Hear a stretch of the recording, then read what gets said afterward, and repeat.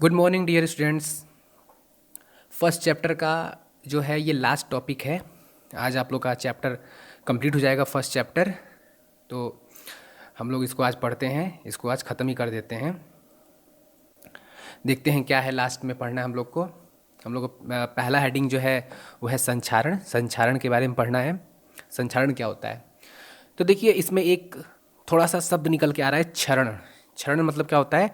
थोड़ा थोड़ा करके नुकसान होना, सड़ना, थोड़ा थोड़ा थोड़ा करके ख़त्म होना। तो संक्षारण क्या हो गई? ये संक्षारण जो है क्षरण होने की अभिक्रिया है। एक ऐसी अभिक्रिया जिसमें किसी वस्तु का क्षय हो रहा है, मतलब वो धीरे धीरे करके ख़त्म हो रही है, धीरे धीरे करके उसका नाश हो रहा है। उसको हम लोग संक्षारण कहते हैं। ठीक है, कोरोजन। ये संक्षारण होता कैसे है? देखिएगा, कुछ कुछ धातु तो अपने आप ही आए, बिना उनके प्रेशर में कोई बदलाव किए, बिना उसमें कोई उत्प्रेरक यूज किए, वो अपने आप वातावरण से कुछ गैसों के साथ अभिक्रिया कर लेते हैं और अभिक्रिया करके एक नया उत्पाद बनाते हैं। जैसे आपको बताए ही थे कि रासायनिक अभिक्रिया में क्या होता है, एक नया उत्पाद बनता है। और रासायनिक अभिक्रिया में क्या होता है? तो अब हमारे लिए तो हमको तो चाहिए था लोहा ना। जैसे हम मान लेते हैं हमारे पास ग्रिल है, जंगला है, तो ग्रिल के लिए तो हमको चाहिए लोहा। और उस लोहे ने क्या किया? वातावरण में उपस्थित नमी से अभिक्रिया करके कुछ और बना लिया। ठीक है, आयरन ऑक्साइड बना लिया। हमको तो वहाँ पे आयरन ऑक्साइड की ज़रूरत नहीं है ना, हमको तो लोहा चाहिए ना। और लोहा क्या हुआ? किसी और पदार्थ में परिवर्तित हो गया, तो मतलब हमारा नुकसान हो गया ना। तो ये होता है संक्षारण। ठीक है ना, यानी संक्षारण एक ऐसी अभिक्रिया है जिसमें कोई ज़्यादा सक्रिय तत्व वातावरण में उपस्थित नमी, ठीक है ना, मॉइस्चर यानी नमी, या फिर उसमें जो उपस्थित एसिड है, अम्ल है, उनसे क्रिया करके जो नए पदार्थों में परिवर्तित हो जाता है। ठीक है ना, जिससे उस वस्तु का क्षरण हो जाता है, नुकसान हो जाता है, उसको हम लोग संक्षारण कहते हैं। ठीक है, संक्षारण में देखिए सबसे ज़्यादा संक्षारण होता किसका है? तो सबसे ज़्यादा होता है आयरन का, लोहे का। और जो लोहा जो है वो वातावरण में उपस्थित नमी से जो अभिक्रिया करके क्या बना लेता है? आयरन ऑक्साइड बना लेता है, जो कि हल्का हल्का कैसा होता है? रेडिश ब्राउन जैसा होता है, यानी लाल भूरे भूरे कलर का होता है। ठीक है ना, आप लोगों ने भी देखा होगा कि लोहे पे किस कलर का जंग लगता है, तो लाल भूरे कलर का वो होता है। ठीक है, तो ये तो एकदम आम बात है लोहे पे जंग लगना। ठीक है ना, क्योंकि वो बहुत ज़्यादा क्रियाशील तत्व है। उसके अलावा भी आप देखते होंगे सिल्वर यानी चांदी पे भी, चांदी भी काली हो जाती है समय के साथ साथ। ठीक है, चांदी जो है वो लोहे से कम क्रियाशील धातु है, इसलिए वो लोहे की जितना तेजी से तो अभिक्रिया नहीं करती है। हाँ, लेकिन ये है कि चांदी को भी हम रखे रहते हैं या फिर हम यूज करते हैं, तो वो भी जो है वातावरण में जो उपस्थित जो आपके विषैले गैस हैं जैसे सल्फर डाइऑक्साइड, उनसे धीरे धीरे अभिक्रिया करता रहता है और साल 2 साल बाद वो भी काला पड़ जाता है। ठीक है ना, अलग बात है उसके अभिक्रिया करने की दर कम होती है। ऐसे ही आप देखते होंगे जो है कॉपर जो है, यानी जो तांबा है, वो समय के साथ हरे कलर का हो जाता है।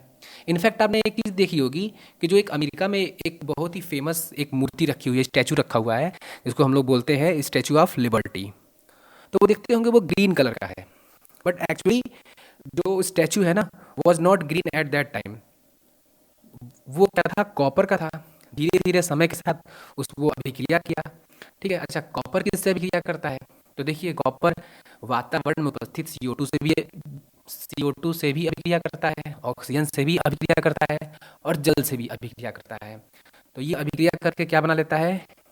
कॉपर कार्बोनेट बनाता है, साथ में कॉपर हाइड्रोक्साइड। तो इन दोनों का जो मिला हुआ रूप है ना, वो हरे कलर का होता है। तो वो जो स्टैचू है ना, उस पे जंग लग गया है, जंग लग के वो हरे कलर का हो गया ऊपर से, क्योंकि वो जो जंग का कलर होता है ना, वो हरे कलर का होता है। जैसे लोहे में जंग लगता है तो वो किस कलर का होता है? लाल भूरे कलर का होता है। जैसे कि चांदी में जो जंग लगता है, यानी जो चांदी जो अभिक्रिया करती है सल्फर डाइऑक्साइड से, वो किस कलर का होता है? ब्लैक कलर का। तो ऐसे जो है वो स्टैचू ग्रीन हो गया है। ठीक है ना, वो हरे कलर में हो गया है, यानी कि तांबे में जो जंग लगता है वो उसका रंग कैसा होता है? हरा रंग।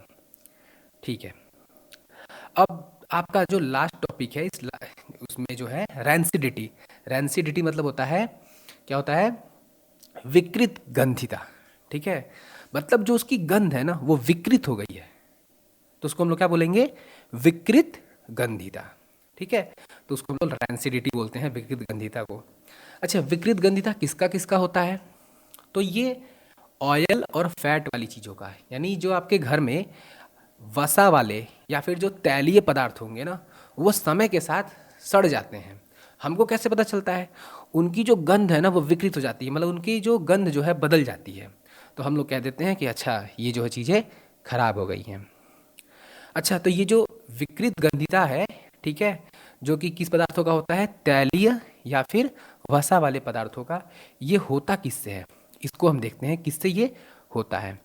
ये होता है ऑक्सीजन के द्वारा, मतलब ये ऑक्सीडाइज हो जाते हैं। मैंने आपको वो अभिक्रिया बताई थी ना, उपचयन की अभिक्रिया, यानी ऐसी अभिक्रिया जिसमें कोई पदार्थ ऑक्सीजन के साथ अभिक्रिया कर ले।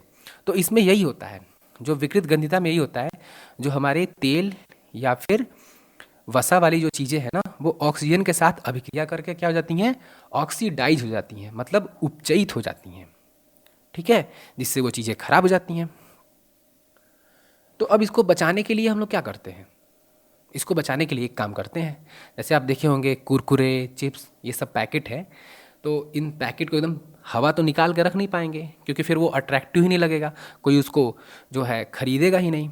तो उसकी जगह पे अगर जो हम ऑक्सीजन भरते हैं तो फिर वही है। अब जो कुरकुरे का पैकेट है, ज़रूरी तो नहीं है कि वो 8-10 दिन में बिक ही जाएगा, हो सकता है महीने 2 महीने बाद बिके। ऐसे में क्या होगा, जो उसके अंदर का जो ऑयल है ना या फिर जो फैट है, वो धीरे धीरे अभिक्रिया कर लेगा ऑक्सीजन से, और ऑक्सीजन से अभिक्रिया करके उपचयित हो जाएगा और उसकी गंध बदल जाएगी। अब अभिक्रिया मतलब समझ ही रहे हैं कि अब वो चिप्स नहीं रह जाएगा, वो खराब हो जाएगा, वो कुछ और पदार्थ बन जाएगा जो हमारे शरीर के लिए नुकसानदायक होगा।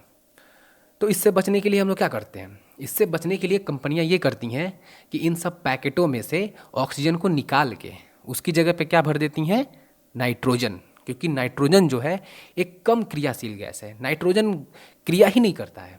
आप देखते ही होंगे, हम लोग फसलों को क्या करते हैं? फसलों को यूरिया डालते हैं।